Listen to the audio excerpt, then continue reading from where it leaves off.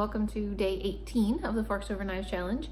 So it has actually been a lengthy day already. I got up really late actually and then hung out with the kids for a while. We went to see a movie, which we don't ever get snacks or anything at the movie theater, which is totally fine. And got the boys some stir-fried rice for lunch and stopped and got Connor a vegan pizza for lunch because we were celebrating his birthday still, even though it was like a week ago now. Anyways, so I'm home and I am going to be making supper. And what the recipe that I'm going to make for supper is not from the Forks Over Knife cookbook or website or anything along those lines, but totally compliant. I'm going to make a stuffed acorn squash. However, I figured seeing as I wasn't going to be doing a recipe from the cookbook for my main meal, we would do a dessert. So I'm going to make, it's called Bursting with Berries Cobbler. I've already managed to get blueberry on my cookbook. Isn't that lovely? Oh well. All right, so there, the filling ingredients, the topping ingredients for sprinkling, and then, okay, part of the instructions, more instructions, and more instructions. Okay, there you go. Now you guys got that. So it actually calls for berries, 5 cups of berries, blackberries, raspberries, strawberries, whatever berries it is that you choose to use. I am using a combination. So mine is gonna be bursting with fruit cobbler rather than bursting with berries cobbler because I am using mangoes and blueberries. I think that will taste wonderful together in a cobbler. So I actually put them in the microwave for a few minutes to try and get them to thaw just a little bit because they were very icy, and then poured the liquid off. So they're ready to go. That's wild organic blueberries and wild, nope, not wild, just organic mangoes. I don't think you can get a wild mango, aren't they all? Anyways, so what you do with the berries, so there's several different parts to this recipe. And the first thing that you do is you got to get the fruit in the oven. So you take your berries, and into this you want to put in 2 tablespoons of lemon juice. It calls for 3 tablespoons of cornstarch. I actually am going to use, we buy a potato starch at our Asian grocery store, so that's what I'm actually going to use.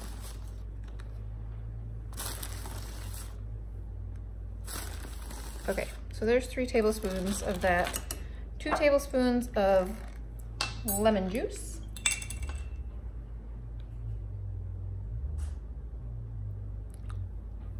It also calls for a pinch of salt, which I'm just going to leave that out. I don't really think that's a necessary ingredient. I don't think it will hurt it any to not have it there. And then we are going to put in 1/3 cup of dry sweetener. So it says in the front of this cookbook that basically these recipes were made to use cane sugar or evaporated cane juice. And it goes on to say that obviously that sugar is not healthy, but have it in small amounts here or there. So this is just going to be a dessert recipe that if you want to make, you can. And it does call for, like I said, cane sugar. And we buy an organic one so that it is, it does not have bone, it does not go through the process of bone char, or you can see that it's not purely white. It doesn't go through the process of being bleached. So here we go. So we've got fruit, and this is what it says to do to this. And then once you've stirred this completely, you want to put it into a container and cook it at 425 degrees for 25 minutes. It does have some specifics in terms of how you're supposed to cook this, but I'm not necessarily going to follow that part. So basically what it says is to line an 8x8 with parchment paper, and then once you put the fruit in it, that you want to cover the pan with aluminum foil and bake for 25 minutes. So I'm not going to use the parchment paper, and if it sticks to the pan, that's fine. It's a glass dish. I'll be able to get it clean. I'm not worried about that at all. I can soak it for a while and it'll be just fine. No problems. And then I am going to put the aluminum foil over the top to bake it like you're supposed to. So that is step number 1, and I'm going to go take care of that, and then I'll be back with you guys after a little while to talk about the biscuit topping that you're supposed to put on top of this. So I'll be back in just a little bit. All right, so step number 2. So the next thing you do is you make your biscuit dough stuff that goes on top. And so you need 1.5 cups of, it calls for oat flour. I actually don't feel like making oat flour. I don't feel like making the container dirty to clean the oat flour, so I'm just using brown rice flour. I don't think that it will be too big of a deal. That's what I've decided that I'm using. So anyway, there's 1.5 cups of oat flour in here. And to this, you want to add in 1 tablespoon of baking powder. So I'm putting that in. And then it calls for 1/4 cup, is it 1/4 or 1/3? 1/4 cup of dry sweetener again. This is 1/3 cup, so I'll just do a little bit less. And then you mix these things together. And it also calls for a little bit of salt in here, a quarter of a teaspoon of salt. I'm just gonna skip that. I don't think that's necessary. Then in a separate small bowl, you are supposed to mix together 3 tablespoons of unsweetened applesauce and 2 tablespoons of almond butter. I actually don't have almond butter, I just have peanut butter, so I'm just using that. But you take this and you put it into here, and this is what you're using as like replacement for your butter. So you're supposed to cut it into the flour. We'll see if that works out. I'm not sure. We shall see, I don't know. So. All right, so we're going to cut this in.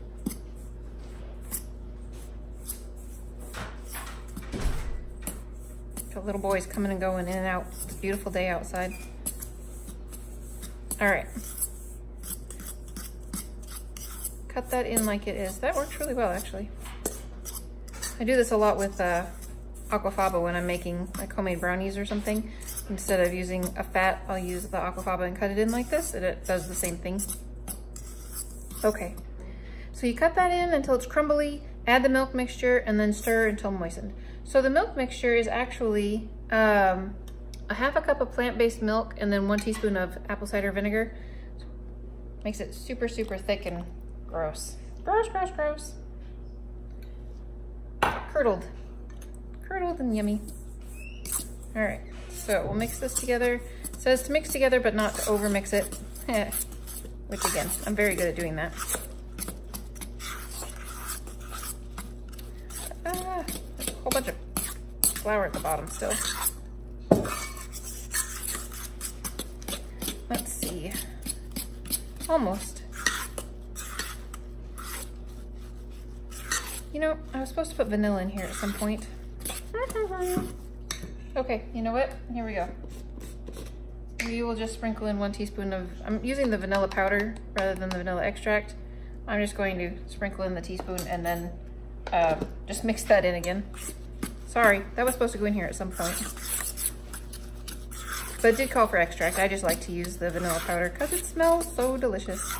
Okay, so basically you want to take this and put it into little piles on top of your fruit and cook it at 350 degrees. You don't put the foil back on it. And cook it for another 20 minutes. And then when it's done, is it done at that point?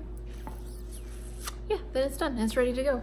So I'm going to make some little plops on top of my berries and go stick this in the oven, and I will be back with you guys later to show you my plate of food. Like I said, my stuffed acorn squash recipe is not going to be anything that is from the Forks Over Knives recipes. Basically, I'm going to take some rice.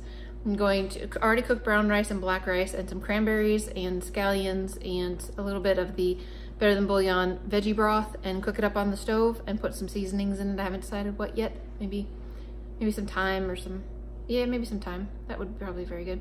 Anyways, I'm just gonna mix some stuff together and make it taste wonderful. And I'm going to put that in an acorn squash and have half of an acorn squash stuffed with rice for supper. But I'll be back to show you guys the dessert when it's ready. Alrighty guys, this is very, very pretty looking. Good news and bad news.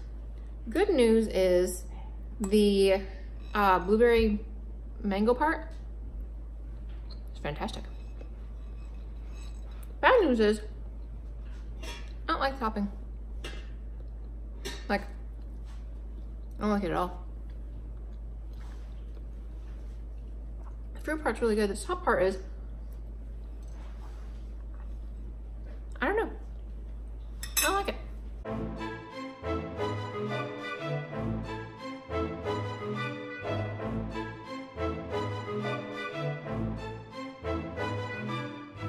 Maybe the oat flour rather than the brown rice flour would have made a huge difference. I'm not sure.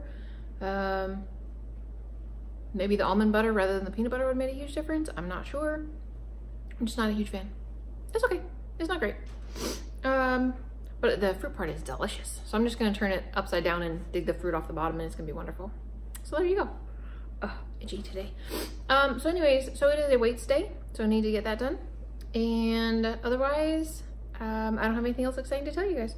But this would not be my first choice for topping for a fruit compote type thing again. But in terms of fruit, the mango and blueberry go great together. They're delicious.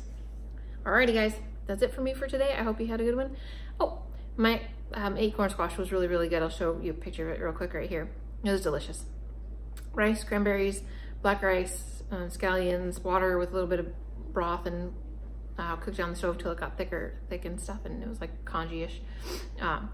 Super yummy. Anyways, I'm gonna go now and I will do some exercising, and I'm going to bed soon because I'm tired, and I will see you guys again tomorrow.